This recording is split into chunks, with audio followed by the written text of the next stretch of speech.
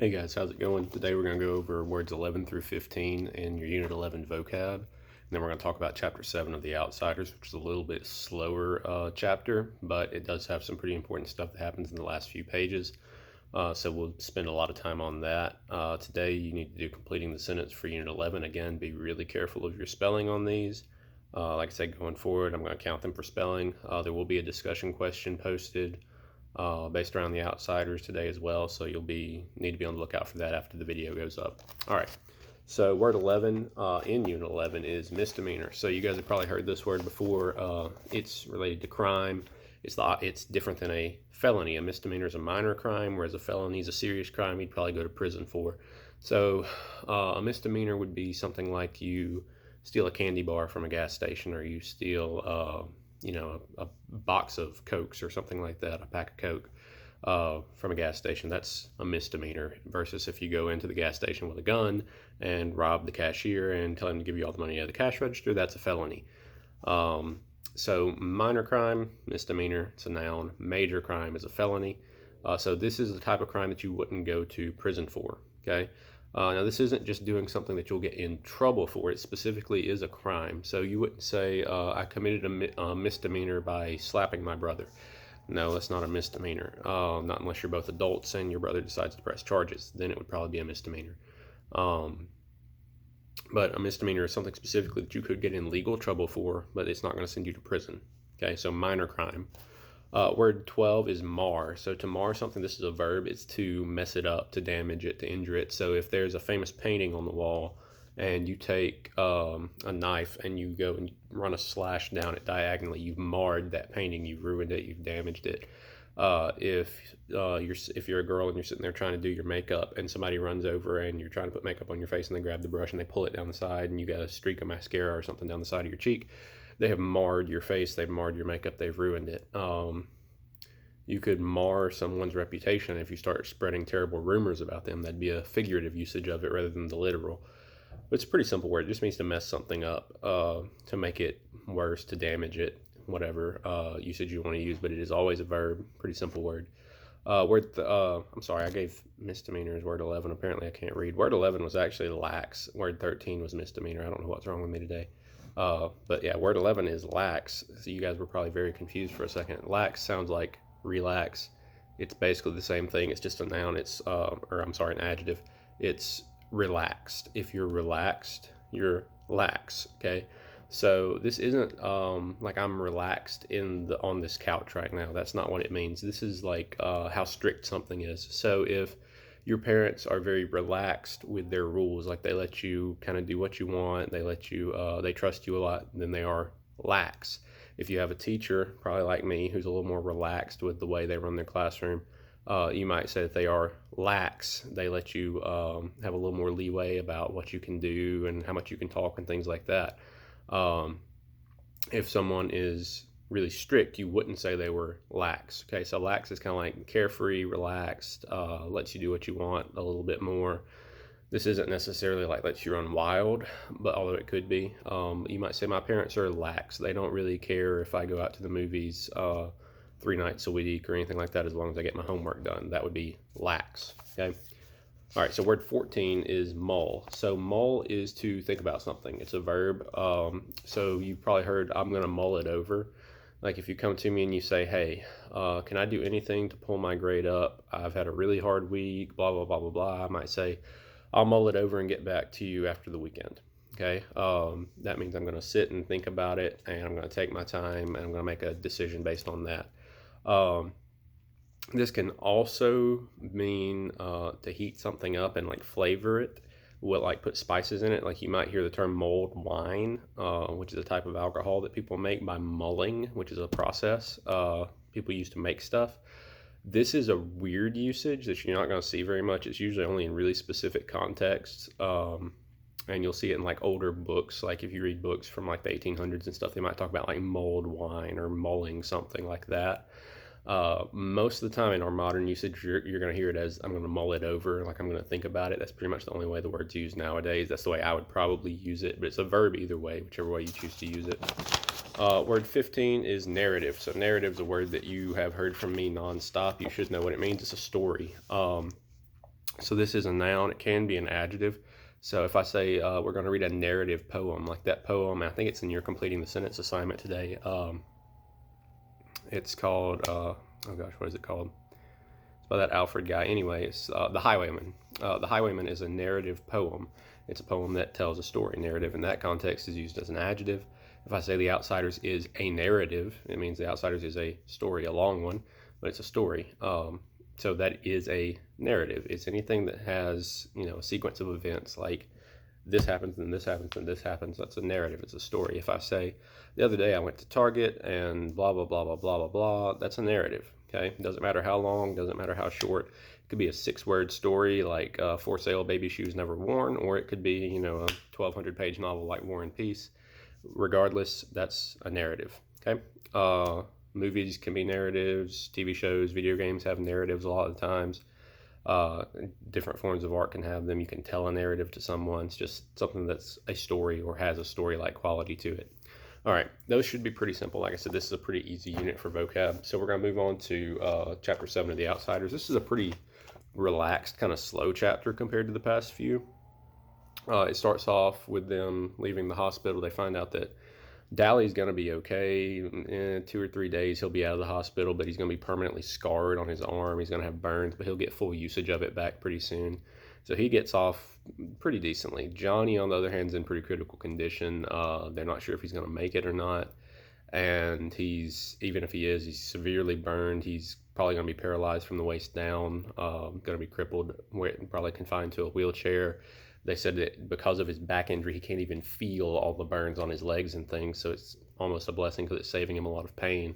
But he's still in pretty terrible shape.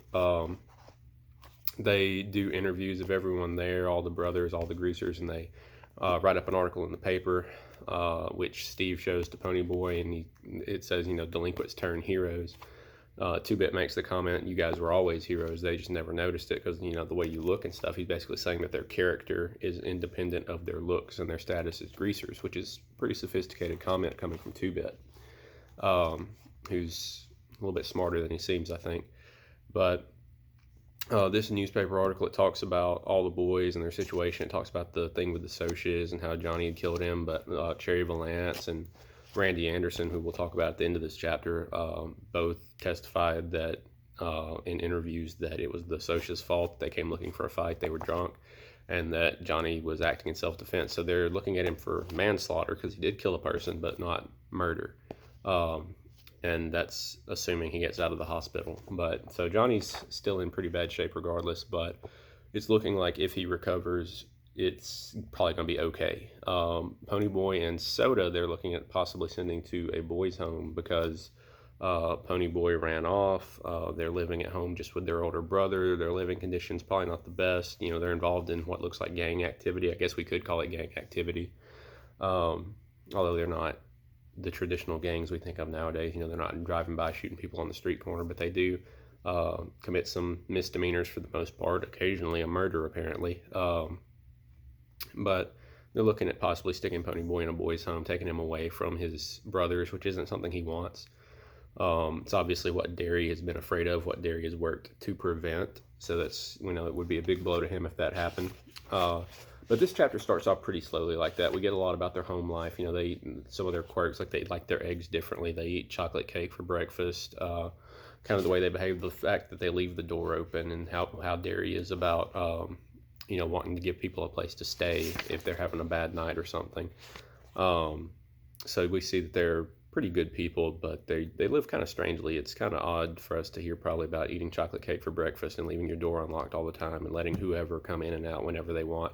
It'd be a weird way to live, which is probably why people are talking about putting Ponyboy and Soda in a boys' home. But apparently it works for them. It's not necessarily a bad life for them. And I think something big that this book works towards is understanding of people who are maybe different from ourselves. Ponyboy, the greasers and the Soches are so very different that it's difficult for them to relate, and it's difficult for them to see each other as people. And early on in the book, S.E. Hinton does a really good job of setting up these stereotypes such that the greasers appear to be one way, the Soches appear to be one way, and they don't seem to have a whole lot of depth necessarily. But as the novel goes on, We've already seen a lot of it with the greasers and maybe with Cherry Valance, but not as much with the Socias until this chapter. S.E. Hinton does a great job of not having many characters who I would call flat. We talked about flat characters versus round characters. A flat character is one who's kind of a one-note personality, like they're there to be comedic relief. A character like Two-Bit could have very easily been this. He's a funny, goofy character, but he says some pretty intelligent things, and he operates in a way that makes me think he's a lot smarter than he appears at first. Most of the other characters in the book are like this as well, and I'll talk about that in a little bit with Pony's conversation with Randy, but most of the characters have depth, even if it's not explicitly said in the book, like, well, this person's actually really smart. We can tell through like little subtle hints and cues and things. Hinton does a pretty fantastic job of that characterization and rounding out characters, even characters that aren't terribly important to the overall story. She does a great job of making them feel like people, like real people that you could know and meet and have a conversation with. I think it's probably the thing she does best in the book. But anyway, they talk about how in the interview with the paper that Derry was a great athlete. He was good in school and all this, never got to go to college, and talks about how he's sensitive about it. And when Steve said something about all brawn and no brains, Derry slugged him, because Derry's apparently a pretty smart guy. Could have gone to college, just didn't have the money. Which again leads me back to Derry's more of a soc than a greaser when it comes down to it. He was a football star. He was a smart kid. He doesn't really get involved in anything criminal or anything like that. He takes care of his family, works jobs. The only thing keeping him from being a soc is money. The fact that he's lost his parents, probably. So it's, again, these stereotypes are starting to break down as we go on further in the book. These people don't necessarily fit the roles they're in. We find out Ponyboy's a great track runner. He's got a future as a track star if he quits smoking and quits running around doing gang activity. He makes the honor roll. He makes great grades. Obviously a really smart kid based on his narration, but he's athletic as well. It talks about, again, it mentions Soda's looks. It mentions, how Ponyboy looks like Soda again. And all of these things should be making us question why these greasers are stereotyped the way they are. Then we get to the conversation. Two-Bit, of course, volunteers to watch Ponyboy so Derry can go to work. Two-Bit doesn't work. Makes a joke about it, which is kind of funny. And then they go to this diner. A blue Mustang pulls up, and we know what blue Mustang means at this point. Turns out it belongs to Randy Anderson, who is Bob's best friend, or was Bob's best friend. And Randy says, hey, I want to talk to you. So he calls Ponyboy over by himself, and they sit in the car and talk. And Ponyboy's like, what is this? Two-Bit, he's pretty content with it. He's not too worried because he says, we're not going to have any major fights before the big rumble. So, it's okay. Randy Adderson, I'm sorry, not Anderson. I was making sure I wasn't reading his name wrong, and I was. But Randy Adderson, so he was Marcia's boyfriend, the other girl who was with Cherry. And he was Bob's best friend. And he says, he's telling Ponyboy, it's a shame. I'm not coming to the rumble tonight. I'm done with it. I'm done with all of this. He says, I'm sick of it. Bob was a good guy. He was the best friend I ever had. He was a smart guy. He was athletic. He all these good things about Bob that we're getting in hindsight. And again, it's a rounding out of a character. Bob, to us, was a drunk moron who liked to pick fights with people who were poor. That's all we saw of him. And a drunk, jealous moron. But here we find out he was a good friend, apparently, which to me, he has to have some different sides of his personality from what we've seen. Then he was a good friend. He was a good athlete. He was smart. He doesn't look smart to me in the pages we get, but we don't have any reason not to trust Randy here, because Randy seemed like he's being pretty honest. So that tells me that Bob had a lot more going on than maybe we expected. Randy clearly does. He asked Ponyboy about saving the kids from the fire. He said, I wouldn't have done it. He said, I didn't know a greaser could have it in them to do that. So he's realizing, greaser as a label doesn't necessarily apply the way he thought it did. That these are actually people, not just greasers. Because at the end, he calls Ponyboy kid instead of greaser. And as Ponyboy's talking to Randy, he starts to realize the same thing. Like, this guy's not just a soc, he's just a guy. That's what he tells Two-Bit. And he tells him towards the end, he says, you would have saved those kids too. Because he realizes this guy actually does think about things. He actually feels things.